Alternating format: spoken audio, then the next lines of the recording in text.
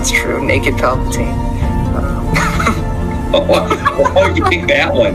Fresh out of the clone tank, nude Palpatine is my Well, that's the first thing I think of when you say Dark Empire Palpatine.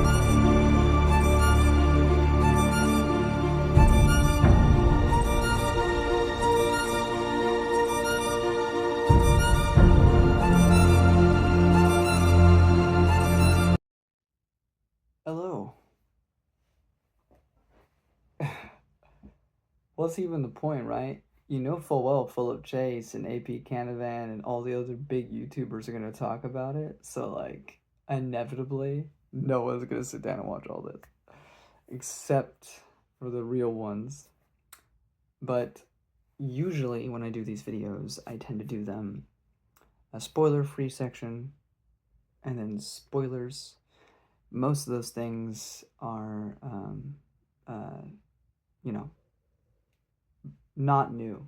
So it's, but, the way, when I did Philip Chase's While Darkness Gathers book, I did a non-spoiler and then I did spoilers. It's going to be the same thing here, but I figured I would say it because new people may come across this video. So, in case you're wondering, yes, I will not spoil. To start off, I will make a very clear indicator when I'm going to spoil. That's how I usually go about this. So, No Life Forsaken, the second book in the Tales of the Witness series, by Stephen Erickson, which is set 10 years after the events of the Malazan Book of the Fallen, ending with a crippled god. And, of course, we're also counting, because stuff from the books, from Ian C. Esselmon's books are counted, so Assail and Blood and Bone. So it's 10 years after that. And last book, we were back in Genebacus, and we dealt with I'm assuming you've at least read the first book if you're watching this video. So in that book, we met Runt, who is the bastard son of Karsa Orlong. In this book, much like with Deadhouse Gates in the Malazan Book of the Fallen, we jump back to 7 cities, where books 2, 4, 6, I think, and I think that's it for the big ones. It's either 6 or 7. No, 7's definitely not. So yeah, and then it kind of jumps around. Point being, we're back in Raraku, 7 cities, that whole section. So with that, we're still dealing with the Malazan Empire under the rule of Malik Rel. I think, if anything, more so than I think most of Malazan Book of the Fallen, because remember, and again, I'm assuming you know Malazan Book of the Fallen if you're watching this video, otherwise what are you doing? But in Malazan Book of the Fallen, you never learn that Lysine is dead until either book 9 or 10, where they mention in a paragraph. That's like killing off Tywin Lannister in Game of Thrones and just not telling people till the end of the series. It's like that monumental, and it just is casually mentioned by Erickson because he just doesn't care about that section. So you'd have to read Esselmon's works to really understand that. So, all that to say, Erickson has never really seemed to care that much about politics or like the government system of the actual series, really. He leaves that to Esselmon. I think the most it was done is probably Bone Hunters. It's probably the most like political, focusing around the Malazan Empire ever. And I won't say it goes to that extreme here, but there is a bit more of a focus on it than I feel like there is in other books. So that's kind of cool. And outside of a few characters, you are dealing with almost entirely new characters again. So have fun getting used to all of them, because they're basically, outside of a handful, they are brand new characters that you were watching, or reading, I should say. So, but all of them are super interesting. I think the standouts for me was Haston Thenu. What else? There was, what's his name? We have, I'm just looking at my notes, I apologize. Adjunct Incarius Salit, Hadalin Bilad, who's a captain. Also, there's a guy named, what's his name? We have Gray Shore, who's a Toblakai, and I won't get more into that. You have to read to find out. And of course, we also have where is he? Where is the man? Where's the myth, the legend? His last name is Blatt. Why am I blanking on his first name right now? And why are my notes not popping up? It's really annoying.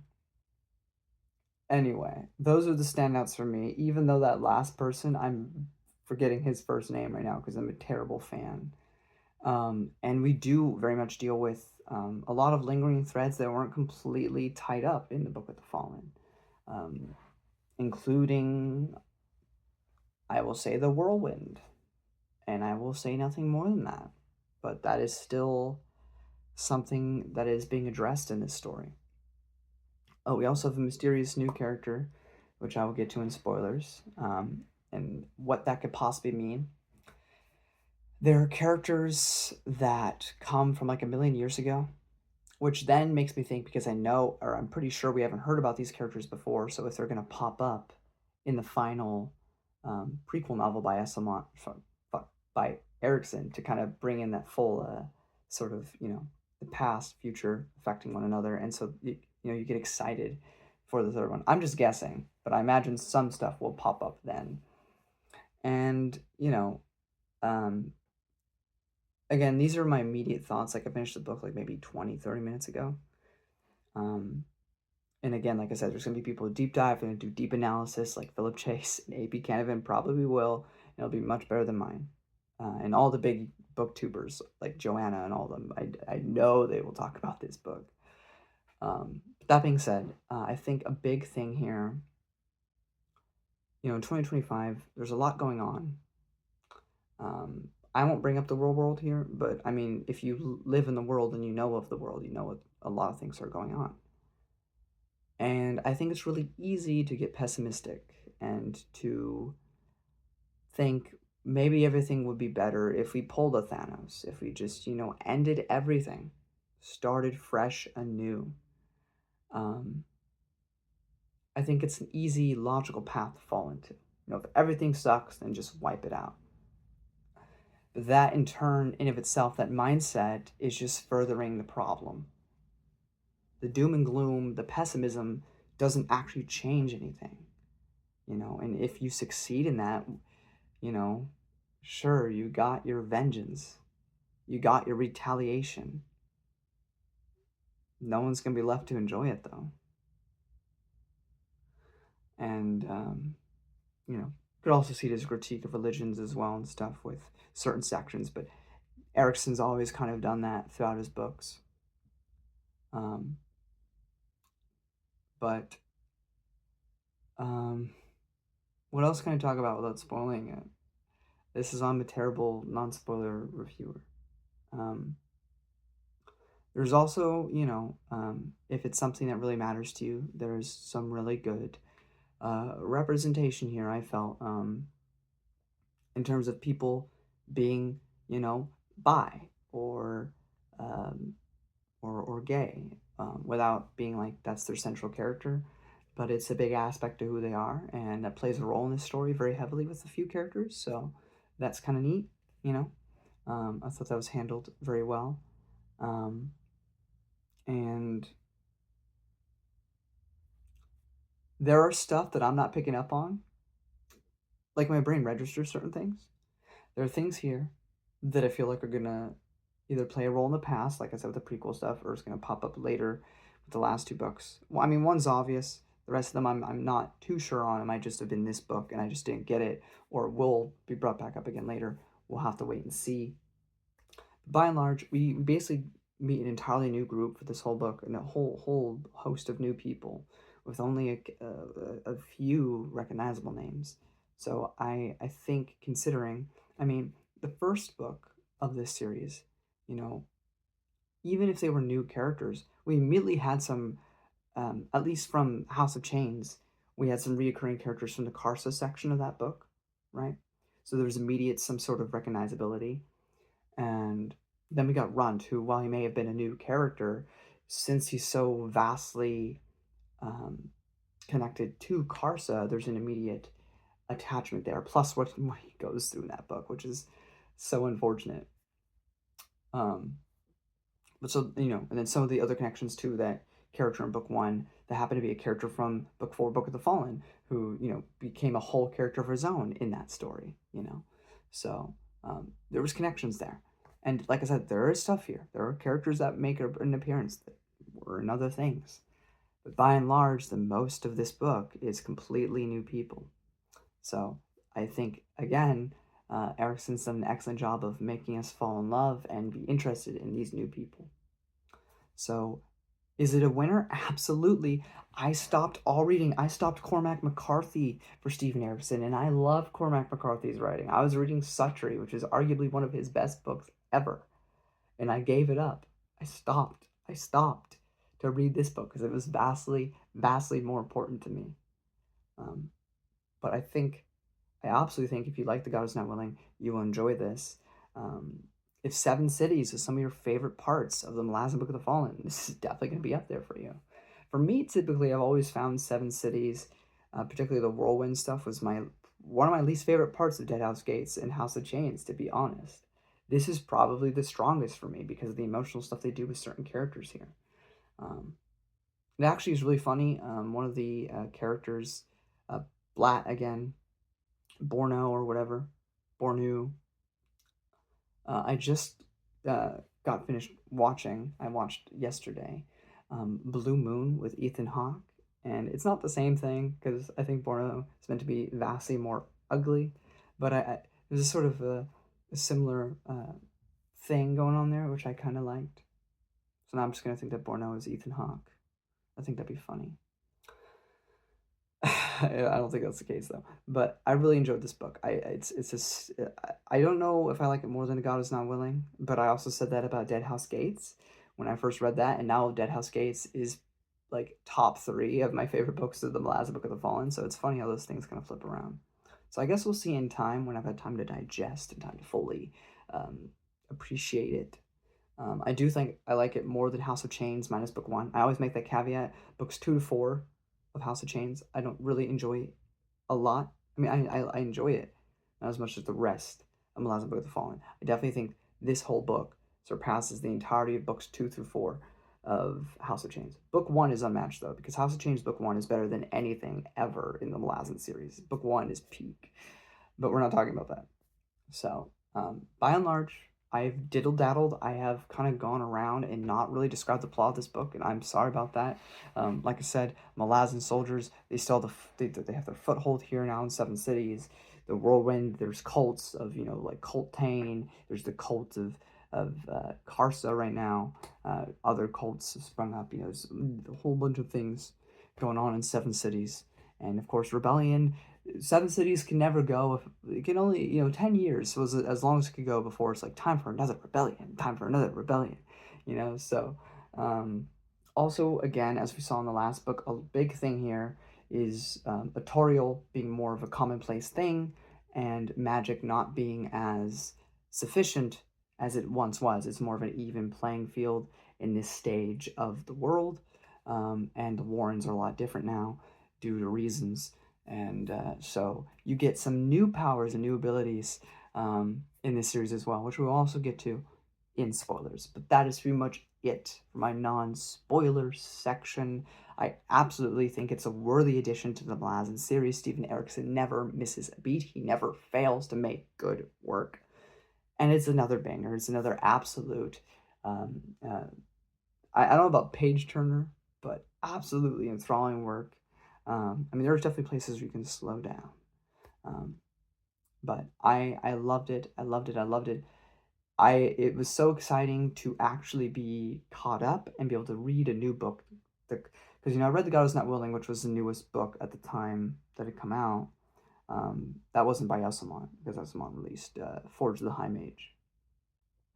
But here, and also a lot of that too, I should say, before we get into spoilers, is because this was written after all of Elsamon's editions and prequels and stuff, retroactively, we get a lot of those mentions here. So even subtle things. Mail is in this book. don't think it's a big deal to say non-spoiler-wise. He does pop up, and he'll mention things, like how Malazan wasn't always the emperor, how he was causing problems from way back when, because he did that in Forge the High Mage, and I love that interconnectivity. I know Essamont and Erickson kind of scoff at sometimes they're gonna not adhere to continuity perfectly, and that's history for you. Nothing's ever perfect. But I think in a franchise where things are established and stuff, one of the beauties of the Star Wars Expanded Universe is just that interconnectivity, where things connect and you feel like you were rewarded for having read everything. I think that's the beauty of. I think that's why people always say they complement each other very well, because you don't have to read Essamont stuff to enjoy Erickson's ever, but there is a very contemplary.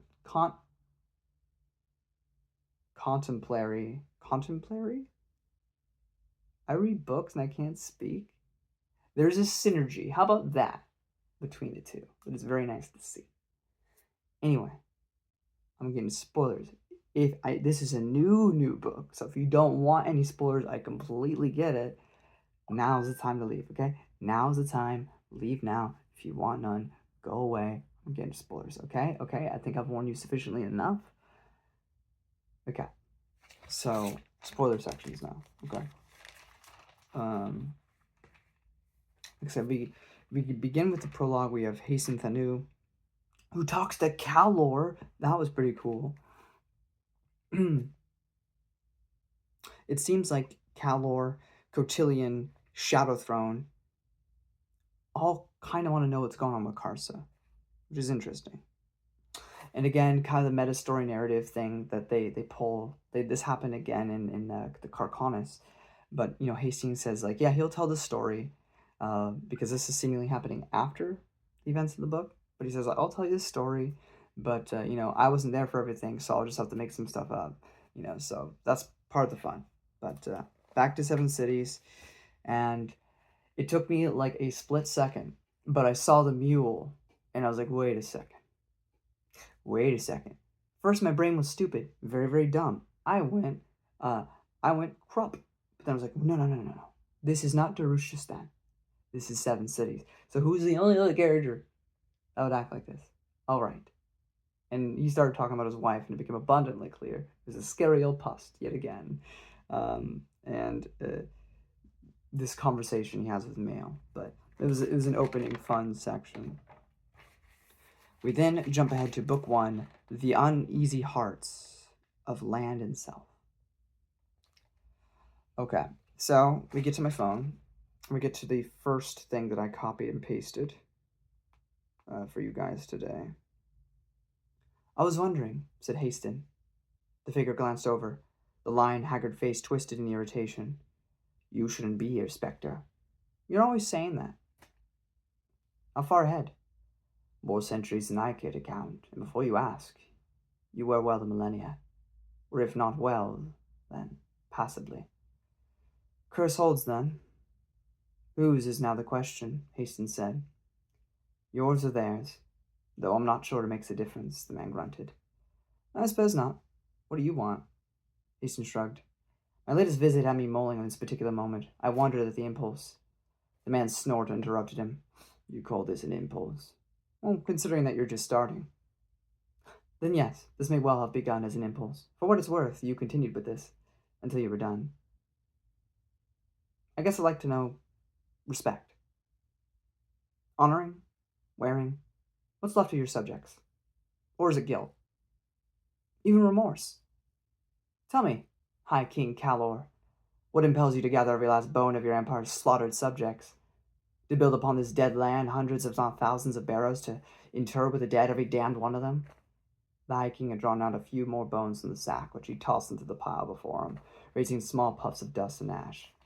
Every barrow an island, he muttered. Every island a world of past lives, past loves. He faced Haston. I do not answer to you, nor you and your myriad forms, your endless iterations. Something has surely cursed you as well, to see you endlessly repeating the madness of life. And then we have this. Faith is not the problem. Imagine it standing alone, a coalesced essence of belief to which nothing beyond itself is attached. No names, no faces, no sermons, no rules. Imagine faith as pure recognition, that which lies between the self and all else. This recognition asserts no specific path among many, no narrow trail skirted by prohibitions, blasphemies, proprieties. What lies at the heart of such recognition? Perhaps if distilled down, it is humility. The self is found to be dwelling within something greater, something more profound, something mysterious in its grand design. And from humility is born trust. Together, humility and trust beget faith. If this is held to be sacred, then all need for rules and prohibitions cease to be relevant.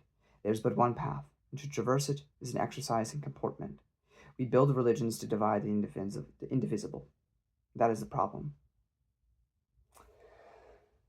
It is interesting. I think the problem, and this is again and again, broadcast yourself, and Erickson does this a lot, asserts there must be something more. There must be some grandness to it, but it wouldn't want to tell us what to do. If it exists, if there is a deity, it doesn't give a damn about us. But why would humans invent things that stifle them, or that stop them from doing what makes them the most pleasure? You would think if we were going to invent things, we'd invent things that would make us do whatever we wanted to do. But that's not what you find. You find the exact opposite. Right? And I think it is easier to believe that there is some higher power that just doesn't care. Because then you are free to do as you abundantly please. We will also later get on with the story, something that's positive. We don't hear it from Karsa because we don't physically see Karsa in this book. One thing that is positive about him, the reason he's not ascended, is because he wishes to be a master to no one. And so to be a god inherently means that you are going to have subjects, to have servants, and he doesn't want that, so he refuses ascension. At least this is the assertion of one person in the book that happens to make this hypothesis about why Karsa is not ascended. But within that, we believe freedom is being able to do whatever we want, not realizing that we were all slaves to something. I think that's undeniable. Slaves to our phone, slaves to society, slaves to the media, slaves to our desire to help others, people pleasers, slaves to this, slaves to that, slaves to money, slaves to work, slaves to this, slaves to that. It's all about what we're willing to be slaves to in the end, really. There's no true freedom on this planet unless you just totally go off the grid. But even then, you are limited in your freedom if you were to do that. So you're not really free. Even in that sense, you are shackled down. I think because we have human history with flawed beings throughout all of time and all of space, we have this notion that slavery is inherently a bad thing. Or that, I should say that a master, like the term master, is a bad thing. Right? But theoretically, if you have a benevolent, one, then you wouldn't mind.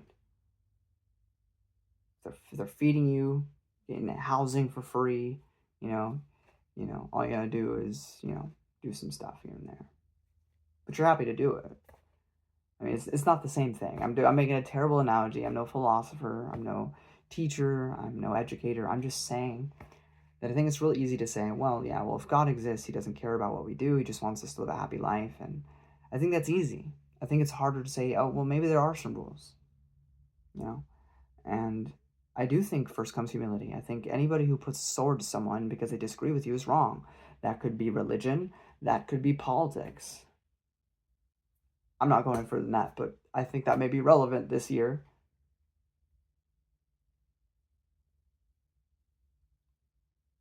We so easily, and I feel like this series we should all know by now, we so easily make each other enemies and villains, and that's just not the case. But in terms of faith, faith is just trust. It's the Greek word is pistos. It's faith. It's the same sort of trust in the sense of if you have a partner, a wife, or whatever, you trust that person's not going to cheat on you. You say, well, no, I have evidence. I have evidence of her behavior, of her attitude, of her personal opinions on the nature of cheating, so she would never do that. People can change their mind. People can change their behavior. You have no way to know ultimately for sure other than you trust your partner not to do that. That is pistos. That is trust. That is what, at least in the Christian tradition, people that have faith are meant to have. Now, I try not to force anything down people's throats, and I'm certainly not do it by the sword. But I think when talking about this, just remember, it's a lot easier to just say, well, if there is one, doesn't care, so I can go about living my life however I please. But I think it would actually make more sense if a powerful being exists and wasted time creating us, creating the world as it is, that maybe they got a plan. And maybe it's knowable. Maybe it's not. But I think at the very least, despite everything with this, I think it's essential to everyone, to look into it and decide for yourself. I'll leave that there. We also meet Nub, and I even by the end of this book, I don't know what's up with Nub. Nub is always italicized. His sections are italicized, so you pay attention. And he says a bunch of things, and he's kind of looking around. He's looking at people, but he doesn't really do much in this book. So I don't know what his purpose is, unless he's going to come back in a future book and play a pivotal role, or I'm just stupid and completely missed over something. But he's just kind of like always around this book, and then we cut to him, and he kind of says or does something, and then we cut away and don't see him for like a long time. I don't know what Nub's purpose is in this book. I'm going to be for real. We also meet one of the main characters that I fell in love with, High Fist Jalen Aaron Fall. Who does have relation to somebody from the Bone Hunters, I think. So, and as I mentioned in non-spoilers, adjudicant or adjunct Incorius Solit. We learn that the High Fist, Aaron Fall, used to hunt down claws for a living, which is pretty baller. Because if you remember anything about the claws from, the Book of the Fallen, that's a pretty big deal. We also learned that there's like a way to enter warrens now naturally, so that's kind of interesting. Here it was, Bort, or never mind, there's not it.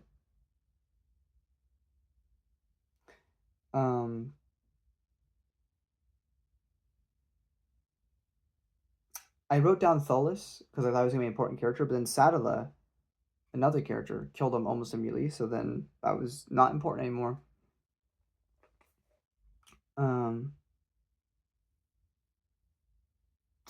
Back to the phone, I'm sorry.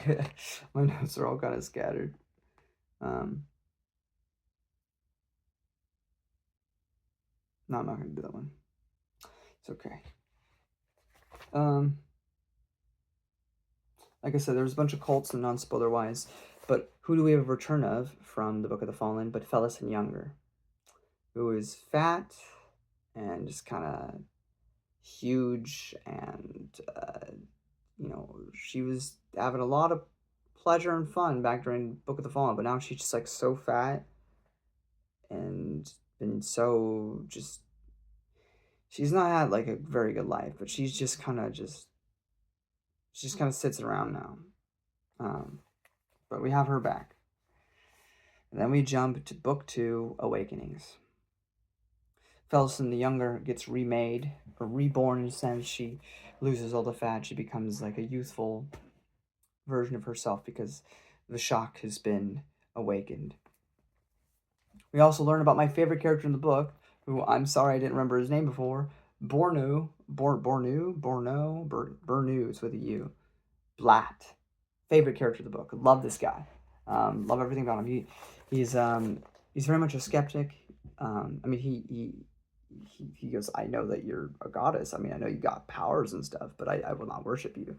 It's super fascinating. He's also really ugly, I guess. I imagine him as kind of just as Quasimodo from Hunchback of Notre Dame, which is my favorite Disney movie, by the way, in case you were wondering. You weren't wondering, but I'm telling you anyway, just so you know. And so I really liked, his character is my favorite bit of this, but I have a quote or a piece of the book from that.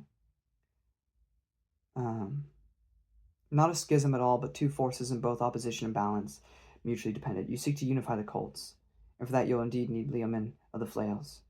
Do you not now wonder, Borno Platt, at the source of my power because I do? Is your profane stewing pot sufficient? What other? legacies do I now feed upon? What of my own rage, the scorned self, the wounded child I once was? What of Bidithal, who sought to carve out all hopes of pleasure from between my legs?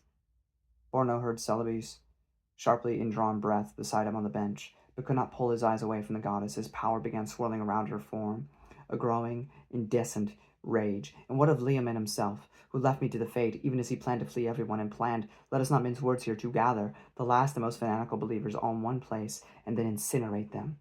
Was that the Queen of Dreams solution? I intend asking. And lastly, what of Toblakai, my too late avenger and slayer of Bidithal? Am I to thank him for delivering justice, or shall I curse him for leaving the camp when he did? For abandoning so many children to Bidithal's twisted desires and whims? The power now engulfing the seated form of the goddess was blinding, fierce as any firestorm, and yet white as the heart of a sun. Somehow, Borno was able to see the woman nonetheless, amidst that coruscating conflagration, as she slowly leaned forward and said, when it is time, I will have words of Karsa Orlong of the shattered face. She stood and raised both hands, salvation or apocalypse. Which of my gifts will he choose, I wonder? We also have another Azav house, which is beneath Ganesabin, and there's a Tilanamas who is behind the times. A Tilanamas skull, I should say, that's behind the times and doesn't know that the war with the Jagad has been ended by a sail. Also, we have an ancient Jagad woman who's awakened and just kind of leaves. So that happens.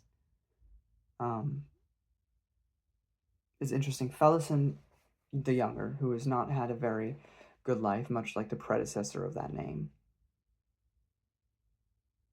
She thinks she loves Borno, who refuses to worship her or love her because he loves Salabi.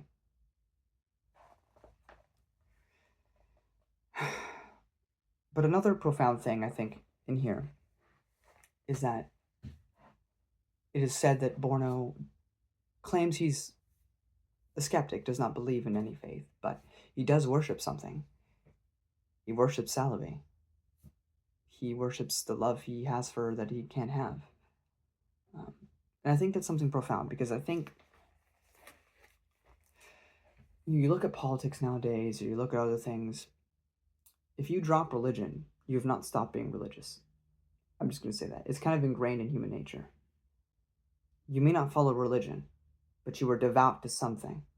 Maybe an idea, maybe a philosophy, maybe a cause, maybe an ideology, maybe a political leaning, maybe a person, but you worship something. Everyone does, including Borno here.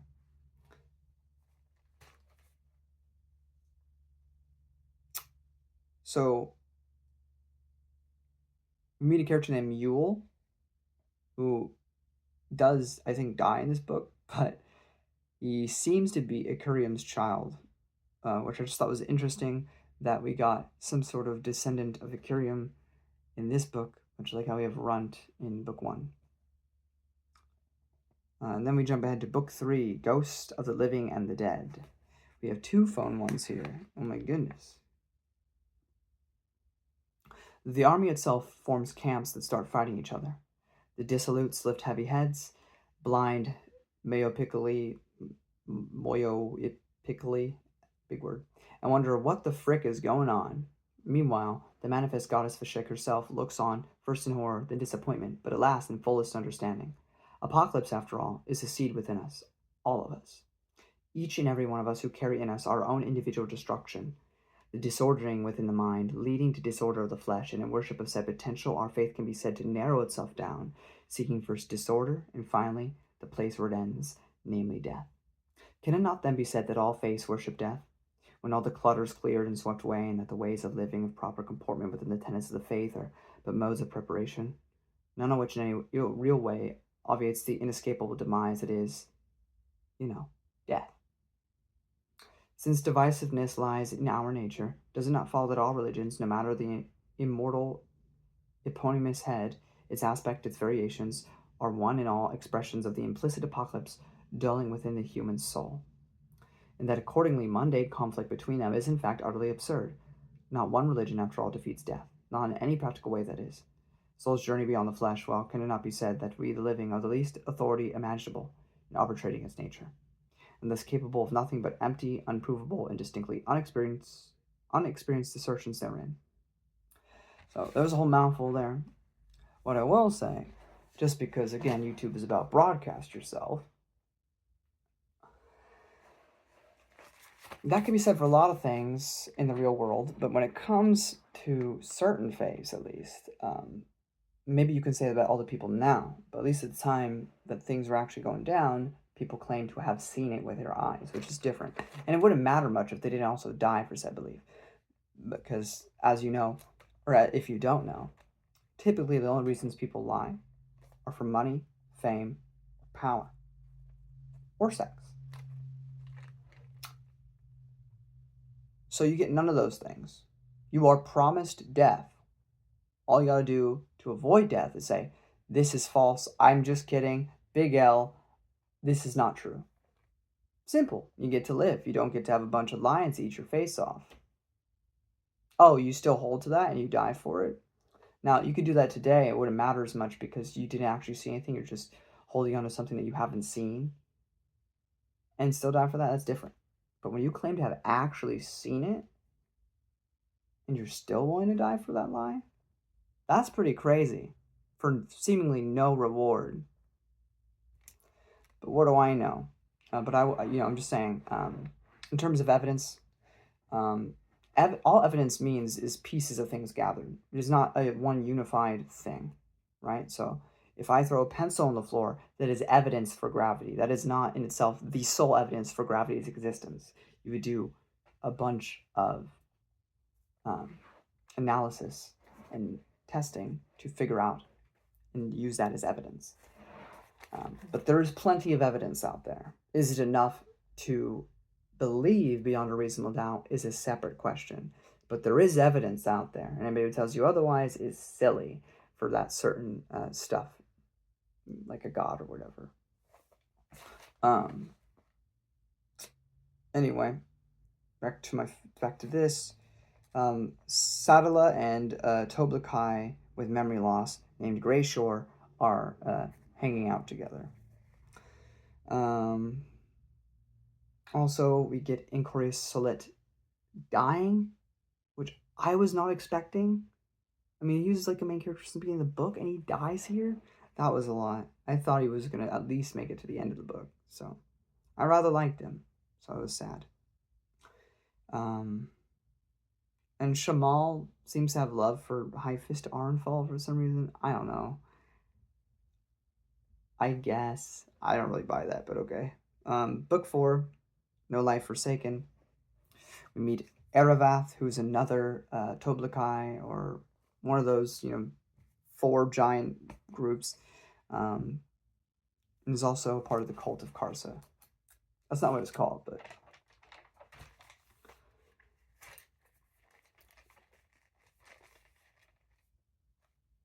And also already...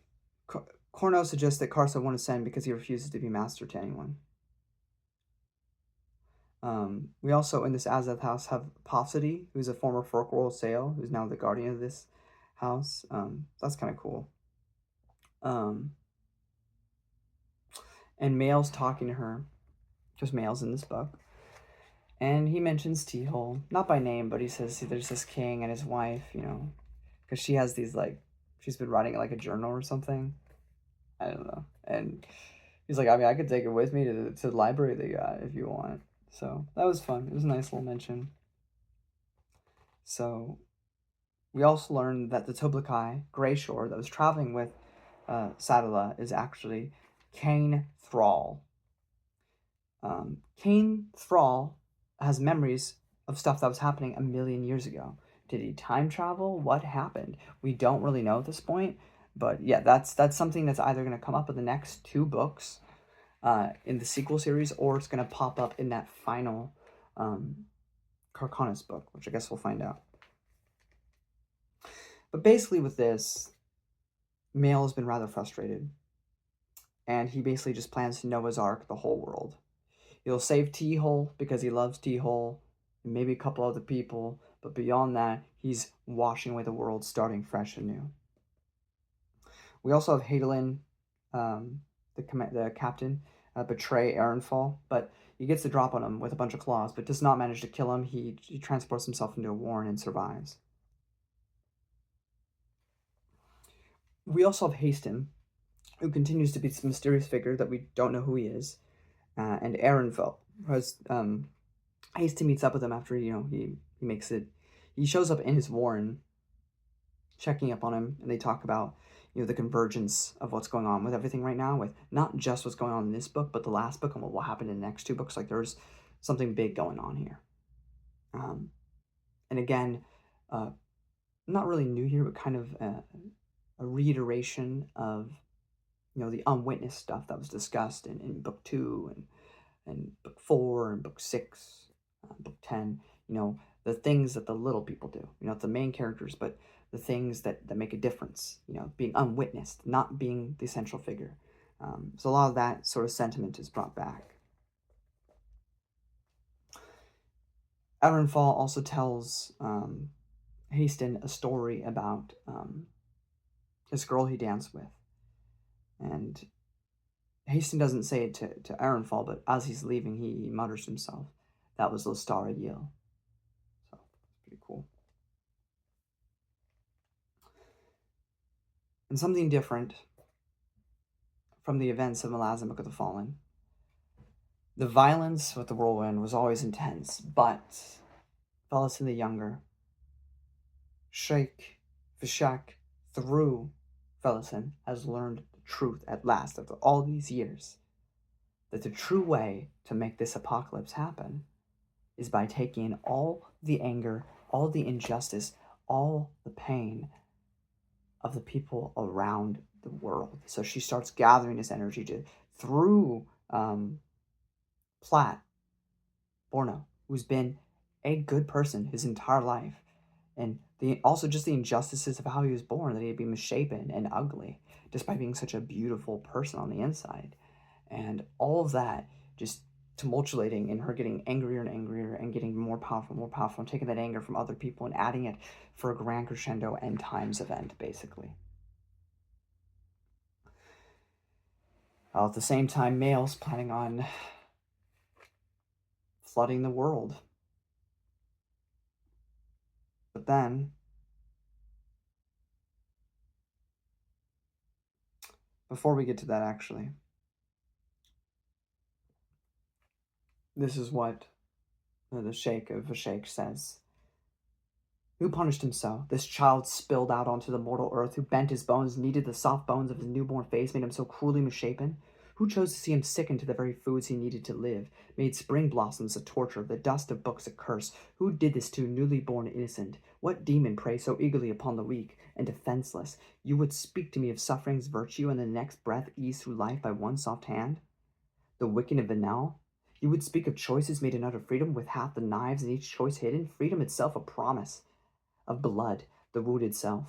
Wounded others, this wretched liberty. Who upon seeing all this suffering delivered of its own devising, would dare announce that it would have it no other way?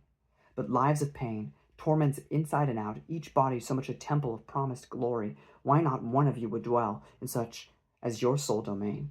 Not for a lifetime, not one, not for an instant, no, you gentle forbearance and hypocrisy.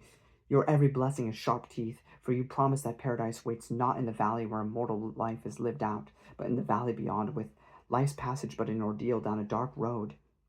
Borno Platt lived with the pain you gave him, but quenched his own anger. With every breath, with every beat of his heart, he pushed down his righteous rage at this betrayal of flesh and bone, at the unseen hands who gave shape to his monstrosity, and all to give the world what?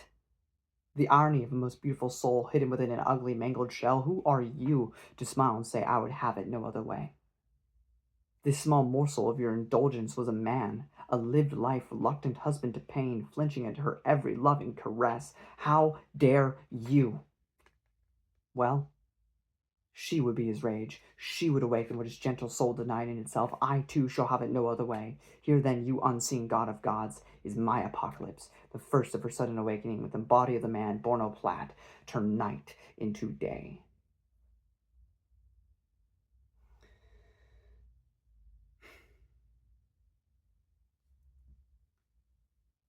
Again, Haston this mysterious fellow, walks up to Mail and essentially convinces him not to do it. It's pretty incredible. I only got a little bit of that conversation. But I do enjoy how Mail retorts at the end of all this. A stick struck his right foot. From the branches overhead came cackling laughter. Why do I have this growing suspicion that I've been outwitted here? Hastings' thin brows lifted. I have no idea, Xanthonai. I've committed your face to my memory, Mail said. That tattoo as well. I will find out who you are eventually. You see, you made a mistake. This world and this time I am known, if known at all, as an elder god. But you name me as Xanthonai, a title that hasn't been used in thousands of years, so this guise you're wearing, I will pierce it. And then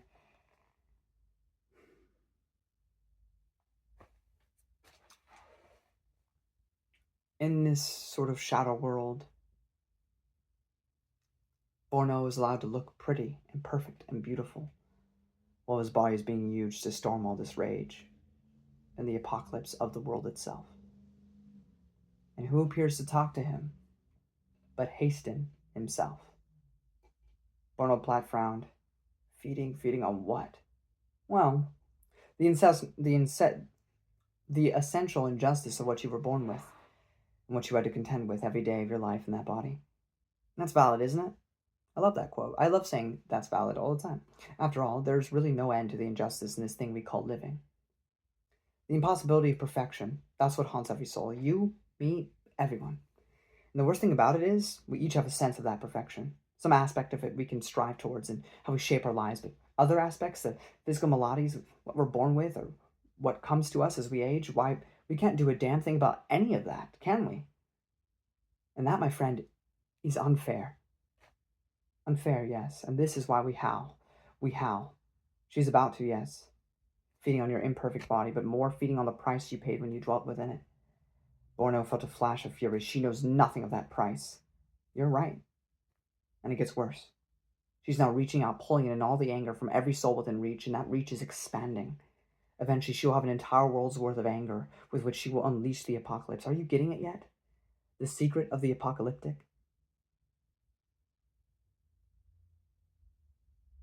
It's no outside force of nature. It's us. It's the rage within us. Not just rage, of course, also indignation, humiliation. It's all the shame we work so hard to avoid, even acknowledging in ourselves. It's us and the truth of imperfection, and how perfection offers us a promise we can never reach. Unfair, he whispered. Gods, yes. Unfairness, given enough despair, and she's discovering plenty of it. The only perfection possible is utter negation, annihilation, the complete leveling of the entire plane of existence. So she's taken who and what you were and converting it into her outrage. And having learned how to do that, she's now doing the same with everyone.